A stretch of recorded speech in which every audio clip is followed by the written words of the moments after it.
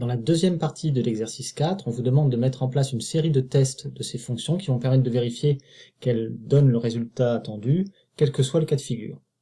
Donc on va d'abord tester ces fonctions sur des cas de figure qui sont évidents, des mots qui sont des palindromes, comme Laval ou radar, et des mots qui ne sont pas du tout des palindromes, comme maison ou bonjour. Et puis on va tester ces fonctions sur ce que l'on appelle des cas limites. Alors c'est quoi des cas limites? Ce sont des cas dans lesquels on a presque un palindrome à un caractère près. Ce sont des cas dans lesquels seul le premier caractère ou seul le dernier change. Ce sont des cas où le caractère du milieu va changer.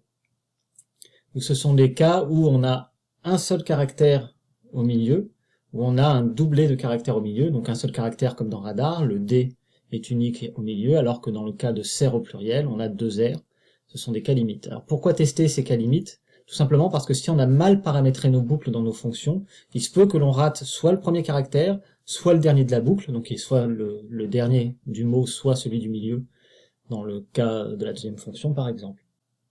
Et donc on va tester ces cas de figure pour pouvoir éliminer les problèmes liés à un mauvais paramétrage des boucles. Commençons par tester les cas évidents.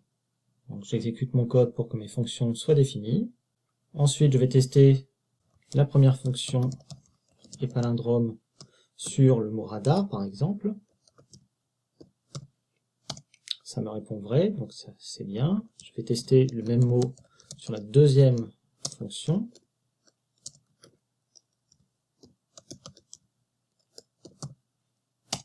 Là aussi, résultat positif. Je vais maintenant tester ces deux fonctions sur des mots qui ne sont pas du tout des palindromes, comme maison par exemple. Ça me répond faux pour la première fonction. Et même chose pour la deuxième fonction. Là aussi, ça me répond faux, donc aucun souci. Testons maintenant sur des mots qui sont presque des palindromes. Donc je vais reprendre le radar et je vais mettre un O à la place du A par exemple. Et on va vérifier si la première fonction détecte bien que ce n'est pas un palindrome et c'est bon. Et même chose pour la deuxième fonction. Et là aussi le résultat est bon. Testons maintenant les cas limites. Donc si je reprends le mot radar, je vais juste changer la première lettre. La première fonction détecte bien que ce n'est plus un palindrome, la deuxième également. Je vais changer la dernière lettre.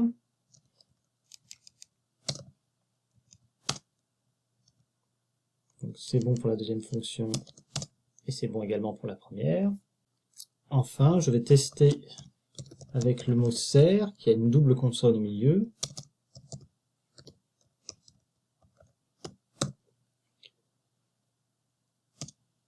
Donc ça fonctionne pour la première, ça fonctionne pour la deuxième. Je vais maintenant tester en modifiant une des deux lettres du milieu.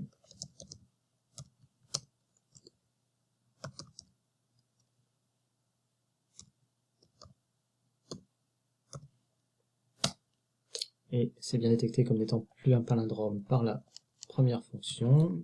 On teste avec la deuxième. Et on obtient bien que ce n'est pas un palindrome. Enfin, les deux derniers cas de figure que l'on va tester, c'est une chaîne de caractères vide et une chaîne avec un seul caractère. Alors dans ces deux cas, ce ne sont pas des palindromes, mais on veut juste vérifier que la fonction ne plante pas. Donc on va d'abord tester la chaîne de caractères vide. Alors, la première fonction nous indique que c'est un palindrome, mais elle ne plante pas. Et la deuxième fonction également.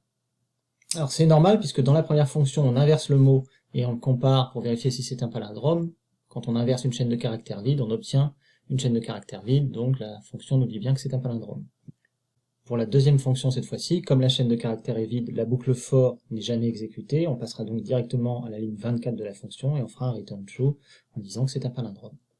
Testons maintenant avec une chaîne d'un seul caractère.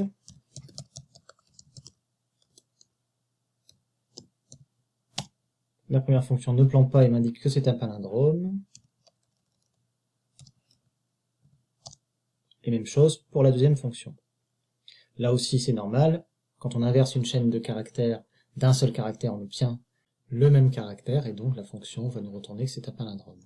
Et dans le cas de la deuxième fonction, là non plus la boucle ne va pas s'exécuter car la division entière de 1 par 2 donne 0, et on va passer directement à la ligne 24 et retourner true.